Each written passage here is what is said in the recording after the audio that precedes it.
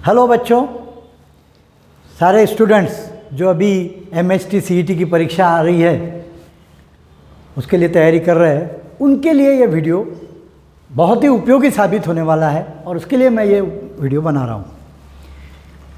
क्या है, अब आखिरी के 10-15 दिन बचे। MHT CET का काउंटडाउन शुरू हो गया है। बस अब 10-12 दिन, किसी के लिए 15 दिन, इतना समय बचा है। और इस समय में हमने जो 2 साल 2.5 साल मेहनत की है, हमने है ना, तुमने की है, मैंने नहीं की, तुमने जो मेहनत की है उस मेहनत का प्रतिफल उस परीक्षा में हमको मिलने वाला है ना। अब अभी तो पूरा विश्व कोरोना की महामारी से जूझ रहा था और उसके कारण दुर्भाग्य कहो या सौभाग्य कहो, तुमको 5 महीने ज़्यादा मिल गए। हालांकि परेशानी बढ़ गई, 5 महीने ज़्यादा मिल गए और मिले तो मिले, न कहीं आ सकते थे न कहीं जा सकते थे, तो क्या करते थे, पढ़ाई करना पड़ता था, घर में ही बैठे रहना पड़ता था। और अपन तो बैठे रहते थे, अपने मम्मी पापा वगैरह भी घर में ही बैठे रहते थे, तो सब पीछे पड़े रहते थे, पढ़ाई करो पढ़ाई करो पढ़ाई करो, करना ही पड़ता था। मई तक 2-3 बार रिवीजन हो गई है, पढ़ाई हो गई, ऐसा मैं मान के चलूँ। मैं उन्हीं स्टूडेंट्स को मुखातिब हूँ जिन्होंने कर लिया है। जिन्होंने नहीं किया वो तो चलते रहता है, वो बिंदास रहते, उनकी फिक्र नहीं, वो अपना सब बराबर कर लेते, उनको कोई टेंशन भी नहीं आता, कुछ नहीं आता। लेकिन जिन्होंने किया, मई तक रिवीजन मारी, 2-3 बार रिवीजन मारी, उसके बाद ये जो 5 महीने मिले उसमें और रिवीजन मारी और टेस्ट दी और खूब सारे प्रॉब्लम सॉल्व किए, बार बार किए, सब चैप्टर 3-3 4-4 बार हो गए, सब कुछ हो गया। अब आखिरी के 10-12 दिन जो बचे हैं, अब ऐसा लगता करें क्या। कुछ भी करने जाओ, कुछ भी पढ़ने जाओ, कोई भी चैप्टर पढ़ने जाओ, ऐसा लगता अरे हो तो गया ये।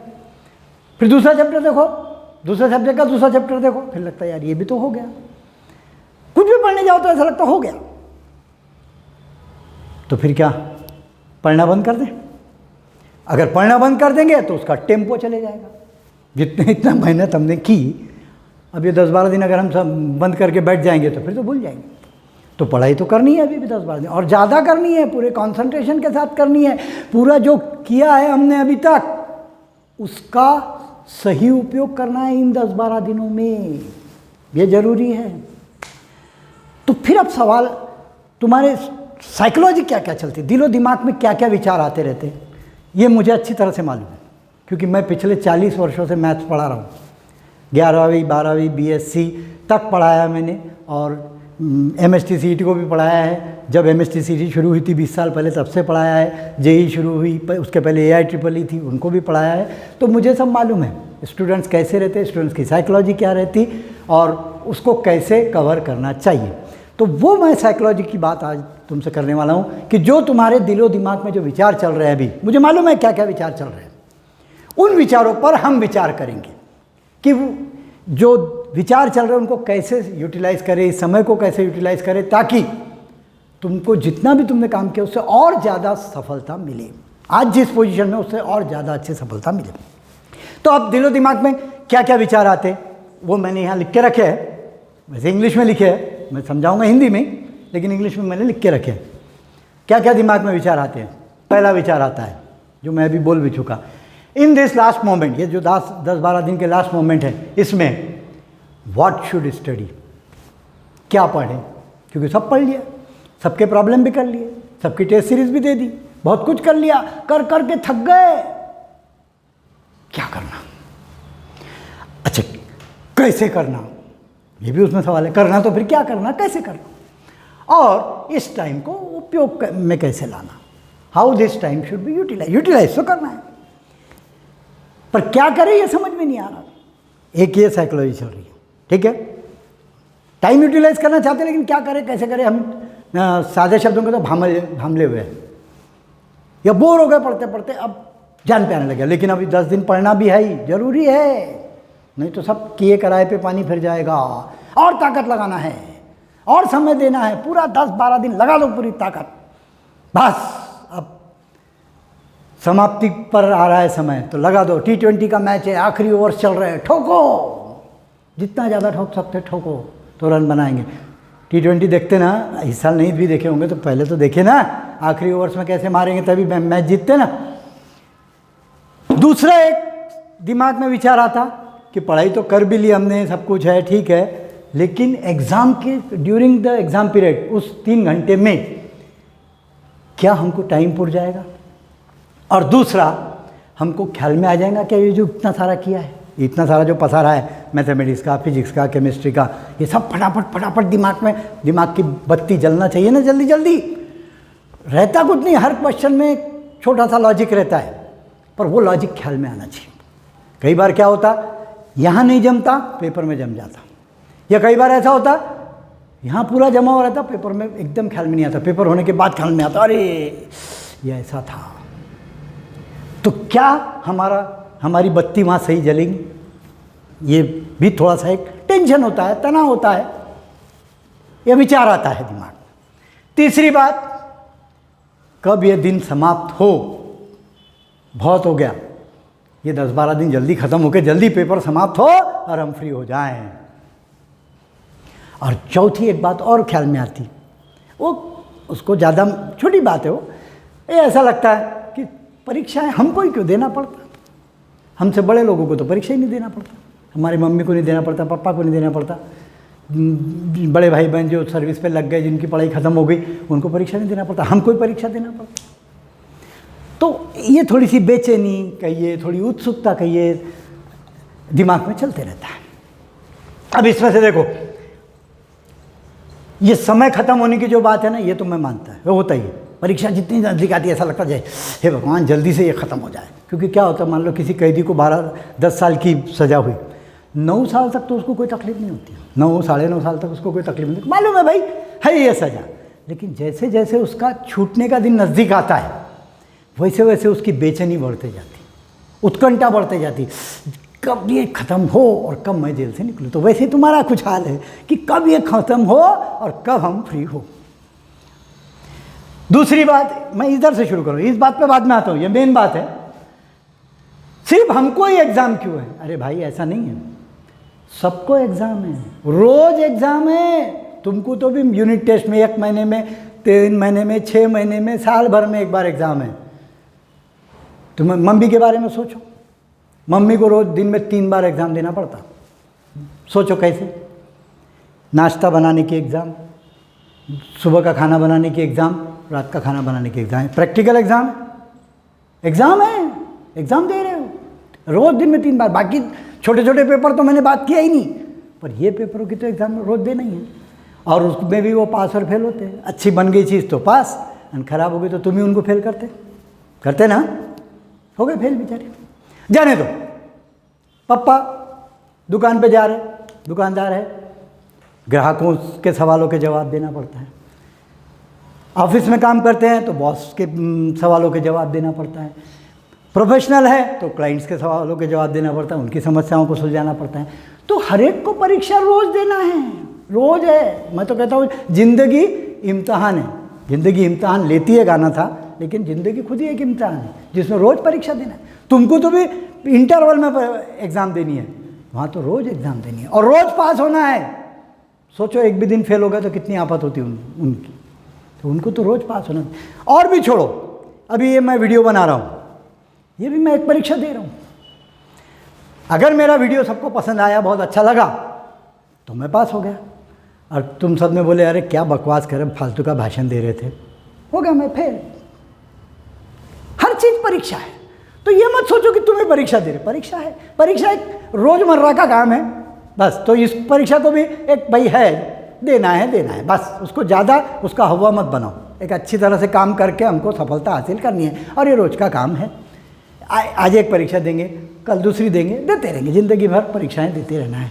पर परीक्षा को परीक्षा जैसा टेंशन मत लो, एग्ज़ाम के जैसा टेंशन मत लो। डेली रूटीन का वर्क है, बस चलने दो, जब तक देना है देते रहना है, ठीक है। अब ये जो 2 सवाल हैं मुख्य, कि परीक्षा में हमको हमारी दिमाग की बत्ती जलेंगी क्या, टाइम पूरेगा क्या, और अभी ये 10 दिन क्या करना है, तो मैं कहूँगा इसका जवाब यहीं मिलने वाला है। टाइम पूरेगा क्या, दिमाग की बत्ती जलेंगी क्या, ये तुम्हारे ये जो 10-12 दिन है ना, इसमें तुम कैसे काम करोगे, कैसे पढ़ाई करोगे, उस पर डिपेंड करता है। इस बात पे इसका आंसर इसके आंसर में मिलेगा। कैसे? अभी ये लास्ट मोमेंट में क्या पढ़ना है, कैसे पढ़ना है और इस टाइम को कैसे यूटिलाइज करना है, तो इस बात को मैं मुख्य रूप से देता हूँ। अभी क्या करना, तुमने सब प्रॉब्लम कर लिए, प्रैक्टिस कर लिए, सब कुछ पढ़ लिए, हर चैप्टर 2-2 4-4 बार पढ़ लिए, ऐसा तुमको लगता है कि सब आ गया है, फिर भी एक डर लगा है। हाँ, तो अब क्या करो, अब क्या करना है? तो अब अगर तुमको ये सही 10-12 दिन यूटिलाइज करना है और पेपर में कॉन्फिडेंस लाना है, तो अब मैं जो बोलता हूँ ध्यान से सुनना, पूरा वीडियो ध्यान से सुनना, तुम्हारे लिए बहुत काम की बात है, ये और कहीं मिलेगा नहीं, सिर्फ मैं बता रहा हूँ। और फिर बोलता हूँ मुझे मालूम है कि स्टूडेंट को कैसे पढ़ना चाहिए। तो क्या करो अब, सुनो, हर चैप्टर, हर सब्जेक्ट के, चाहे फिजिक्स हो, केमिस्ट्री हो, मैथ्स हो, हर सब्जेक्ट के हर एक चैप्टर में पहले 2-3 पेज बहुत मुख्य रहते हैं, बेस, जिसमें इंट्रोडक्शन होती है, डेफिनेशन होती है, कॉन्सेप्ट का बिल्डिंग होता है, कॉन्सेप्ट की इस चैप्टर में क्या है, इसके बारे में जो नॉलेज दिया रहता है ना, वो तुम चाहे कोई भी बुक पढ़ो, हमारे नोट्स पढ़ो, कुछ भी पढ़ो, पहले 2-3 पेज में यही लिखा रहता है, या बीच बीच में भी जब आता है तो वो ये चीज़ें लिखी रहती हैं। और मुझे मालूम है बहुत से लोग उसको पढ़ते ही नहीं, वो ही नहीं पढ़ते, सीधे प्रॉब्लम करेंगे, सीधे एग्जाम में कौन से क्वेश्चन आते हैं वो बोलो ये फालतू में डेफिनेशन, कॉन्सेप्ट, ये क्या बता रहे, बस यही गड़बड़ है, यही गड़बड़ है। अरे उस पर अटैक करो। तुम जो भी चैप्टर पढ़ रहे हो किसी भी सब्जेक्ट का, उसके बेस क्या है, उसका मीनिंग क्या है, वो जिंदगी से अगर कनेक्ट होता है तो उसको जिंदगी से कनेक्ट करो, डेली लाइफ से कनेक्ट करो, उसको समझो। और सिर्फ टेबल पर बुक में नहीं, उसको हवा में समझो। हमारे चलते फिरते नहीं, इतना कॉन्सेप्ट क्लियर होना तुम्हारे कि चलते फिरते आपस में बात करना चाहिए। जैसे क्या होता है, 2 किसान मिलते तो वो ऐसा नहीं, खैर ये फसल का ऐसा है, वो वैसा, ऐसा लिख लिख के नहीं बताते एक दूसरे को, बातचीत करते, जनरल नॉलेज। तो पढ़ाई को भी जनरल नॉलेज के जैसा रखो, इतना कॉन्सेप्ट क्लियर रखो कि तुम किसी चैप्टर के बारे में बातचीत कर सको, 2 दोस्त मिलकर। लिमिट के बारे में किसी ने पूछा, एक ने पूछा, दूसरे ने जवाब देना चाहिए। लिमिट क्या होता है, कंटिन्यूटी क्या होता है। मैं मैथ्स वाला हूँ इसलिए मैथ्स की बात करूँगा, क्योंकि फिजिक्स केमिस्ट्री का मैं इतना ज़्यादा नहीं जानता, लेकिन मैथमेटिक्स मैं 40 साल से पढ़ा रहा, मेरे को एक एक बेसिक कॉन्सेप्ट में क्या क्या स्टूडेंट को तकलीफ जाती है, वो क्या नहीं करते, ये मालूम है। तो लिमिट, कंटिन्यूटी क्या होती है, हर चीज़, हर सब चैप्टर का बेसिक है, हर एक में बेस रहता है, तो वो बेस पे अटैक करो, वो बेस अच्छा होना, हर उसमें हर चीज़ क्लियर होना। लिमिट यानी क्या होता है, कंटिन्यूटी क्या होती है, डेरिवेटिव क्या होता है, इंटीग्रेशन क्या होता है, वेक्टर क्या होते हैं, x axis, y axis, z axis क्या होती है, ये सब चीज़ें, ये तो मैंने उदाहरण दे रहा हूँ, तो ये सब चीज़ें मालूम होना है। नहीं ऐसे नहीं टेबल पर मालूम होना, प्रॉब्लम सॉल्व कर रहे, जनरल चलते फिरते बातचीत करते आना चाहिए। बताऊं तुमको, x axis, y axis, z axis कैसे देख सकते, तुम अपने रूम के कॉर्नर में देख सकते। देखो तुम जहाँ बैठे हो वो रूम का कॉर्नर ऑब्जर्व करो, रूम का कॉर्नर देखो, वहाँ पर तुमको ओरिजिन दिखेगा, वो ओरिजिन बना लो, वहाँ से 3 लाइन एक दूसरे से परपेंडिकुलर जाते हुए दिख रही, देखो देखो देखो, दिख रही, बस एक एक्स एक्सिस हो गई, दूसरी वाई एक्सिस हो गई, तीसरी जेड एक्सिस हो गई। ये लो तुम्हारा 3 डायमेंशन शुरू, यहाँ से 3 डायमेंशन शुरू कर दो। लिमिट क्या है, लिमिट ये नंबर है, एक्स ए के नज़दीक नज़दीक नज़दीक नज़दीक नज़दीक नज़दीक जा रहा, दोनों साइड से, लेफ्ट साइड से भी और राइट साइड से भी। समझो ये 5 है तो एक्स 5 के नज़दीक नज़दीक जाएगा, तो 4 से बढ़ते बढ़ते भी 5 के तरफ नज़दीक जाएगा, या 6 से घटते घटते 5 के नज़दीक आएगा। हाँ, तो एक्स ए के नज़दीक नज़दीक जा रहा दोनों साइड से, तो अगर फंक्शन किसी एक फिक्स नंबर के नज़दीक नज़दीक जा रहा है तो उस फिक्स नंबर को कहते हैं limit of that function as x tends to A. और अगर वहाँ पर पहुँचने पर फंक्शन की वैल्यू और लिमिट इक्वल हो जाते हैं तो वो फंक्शन उस पॉइंट पर कंटिन्यूस हो जाता है। ये मैंने, टाइम कम है, मैं ऐसे एक एग्जाम्पल बताया। इसको और डिटेल में भी हम वीडियो जो हमारे बना रहे हैं, हमारी पूरी वीडियो सीरीज़ आ रही है, अभी तो टाइम नहीं है, लेकिन अगले 2-4 महीने में मैं मेरे पूरी वीडियो सीरीज़ बनाऊंगा 11वीं और 12वीं के स्टूडेंट्स के लिए, डिटेल में थ्योरी, प्रॉब्लम, कॉन्सेप्ट के साथ। तो तुमको फ़ायदा तो होगा जो होगा, लेकिन आगे आने वाली जनरेशन को जो अभी 11वीं में है, 12वीं में है, उनके लिए एक बहुत ही अच्छी वीडियो सीरीज़ बनने वाली है।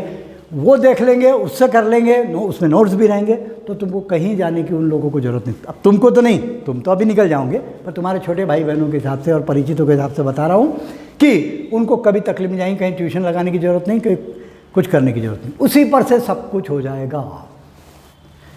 तो बेसिक कॉन्सेप्ट बहुत क्लियर होना, मैं हमेशा बेसिक कॉन्सेप्ट पे ध्यान देता हूँ। प्रॉब्लम्स तो बहुत इजी है, प्रॉब्लम तो आजकल क्या है, नेट पर तुम कोई भी प्रॉब्लम डालो तुमको सॉल्यूशन मिल जाता, लेकिन सॉल्यूशन समझ में कब आएगा, जब तुम्हारे बेसिक कॉन्सेप्ट क्लियर है। तुमको फार्मूले अच्छे से याद होना, बेसिक कॉन्सेप्ट अच्छे होना, क्लियर होना, और फार्मूलों की लिस्ट तो याद होनी। फार्मूला तो याद करना ही पड़ता, उसको कोई चॉइस नहीं है।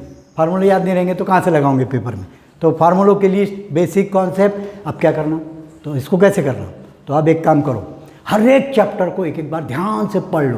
प्रॉब्लम मत करो, कोई थ्योरम के प्रूफ मत करो, थ्योरम के रिजल्ट्स, बेसिक कॉन्सेप्ट, डेफिनेशन और जितने फार्मूले उस चैप्टर में है वो इंपॉर्टेंट फार्मूले, उनकी सबकी समरी बना लो, हर चैप्टर की समरी बना लो और एक कॉपी में जमा कर लो। एक कॉपी फिजिक्स की, एक कॉपी केमिस्ट्री की, एक कॉपी मैथमेटिक्स की, जिसमें सारे चैप्टर के बेसिक कॉन्सेप्ट, फार्मूले, प्रॉपर्टीज़ जो भी होंगी, खास चीज़ें तुम पढ़ोगे ना तो तुमको ख्याल में आ जाएंगी कि ये चीज़ें हमेशा लगती है, या तुमने अभी इतने प्रॉब्लम के तो तुमको लगा है कि पता है कि कौन सी चीज़ बार बार आती है। वो सब एक जगह सिस्टमेटिक जमा करो, खुद के हाथ से लिखो, खुद के शब्दों में लिखो। ऐसा नहीं बुक पढ़े तो मज़ा नहीं आता, खुद जब तक नहीं करे ना। कोई गाना भी अगर कितनी भी बार सुन लो, लता मंगेशकर का गाना तुम नहीं गा सकते, सचिन तेंदुलकर की बैटिंग देख लो कितनी भी बार, तुम बैटिंग नहीं कर सकते। तुम बैटिंग कब कर सकते, जब खुद करोगे। तो इसलिए खुद लिखो, पूरे जमा कर लो, 200, 250, 300 पेज की एक सब्जेक्ट की बना लो, बस आखिरी मोमेंट में यही पढ़ना है। तो अभी 3-4 दिन में एक दिन एक सब्जेक्ट का भी अगर हमने पकड़े, चलो 1.5 दिन पकड़ लिया, तो 4 से 5 दिन में तुम तीनों सब्जेक्ट के सभी चैप्टर्स के एक्सट्रैक्ट बना लो, समरी बना लो, सिस्टमेटिक बना लो। उससे क्या होगा, खुद लिखोगे ना तो 2-2, 3-3 रिवीजन ऑटोमेटिक हो जाएगी थ्योरी की, फिक्र ही मत करो। कोशिश तो करो, देखो या ये तुम लोग नहीं करते, तुम्हारी जनरेशन को जान पे आता लिखना, लेकिन ये करो। अब क्या करना है 10 दिन, अब तो सब तो हो गया, अब बस सबको जमा करो। जैसे हम टूर पे जाते तो घर के पूरे कपड़े थोड़ी लेके जाते, सूटकेस में कुछ ही कपड़े भरते ना। हाँ, तो ये ऐसे 3 बुक्स बना लो, ये है हमारे टूर पे जाने का सामान। जब टूर पे जाएंगे ना, उसके 1-2 दिन पहले गाड़ी में चढ़ाने के लिए इतना रखना, 3 बुक रखना, और बस उनको ही पढ़ना है आखिरी के 3-4 दिनों में। उनको पढ़ो, वो पढ़ो, कोई प्रॉब्लम की जरूरत नहीं, कोई टेस्ट अब देना बंद करो। ज़्यादा तुमको शौक है देने का तो एक दिन एक टेस्ट और दे दो, 4-5 टेस्ट, फिजिक्स, केमिस्ट्री, मैथ्स के 3 घंटे में टाइम लगा के दे दो। लेकिन ये जरूर जमा करो, ये कहीं नहीं मिलेगा, कोई नहीं बोलेगा, मैं बोल रहा हूँ, सिर्फ जमा करके तो देखो,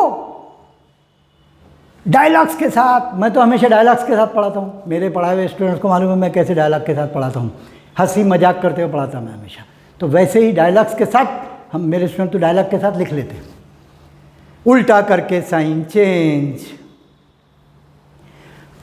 देखो हवा, और ये कॉन्सेप्ट जब तुम लिख लोगे तो तुमको सब हवा में दिखेगा, हवा में दिखेगा सब चीज़ें। तुम जब चाहो तब उसको बुला सकते, हवा में रही तो कहीं भी रहे, टेबल, पढ़ाई के टेबल पे नहीं, कहीं भी चलते फिरते रहे, खाना भी खाते रहे, तो तुम देख सकते। दिखाऊं, देखो वेक्टर, ये वेक्टर है, ऐसा नहीं, वैसे वेक्टर सोचोगे तो बहुत अलग दिखेगा। ये वेक्टर है, ये उसका मैग्नेट, ये जो लाइन वेक्टर है ना, क्या होता, लाइन का टुकड़ा जिसको हो एक मुखड़ा, बस ये होगा वेक्टर। हाथ में पेन पकड़ो, वेक्टर, पेन की जो लंबाई रहेगी वो उसका मैग्नीट्यूड, और उसका थोबड़ा जिधर रहेगा, उसका मुंह जिधर रहेगा, वो उसकी डायरेक्शन। ऐसे हर चीज को समझो तो बहुत चीजें पास में आ जाएगी। हर चीज को ऐसा समझो और उसको सब लिख लो, समराइज कर लो, और बस वो ही पढ़ना है। फिर भी जैसे अब इंटीग्रेशन इतना बड़ा है, इतना उसमें पसारा है, बोलने का मतलब कितने टाइप्स है। तो प्रॉब्लम्स छोड़ो, प्रॉब्लम तो कर ली हमने, बहुत प्रैक्टिस कर ली, अब बस हमको उसको जमा करना है, समराइज करो। ऐसा रहा तो ऐसा करना है, ऐसा रहा तो ऐसा करना है, ऐसा रहा तो ऐसा करना है, ऐसा जमा कर लो और वही पढ़ के जाओ।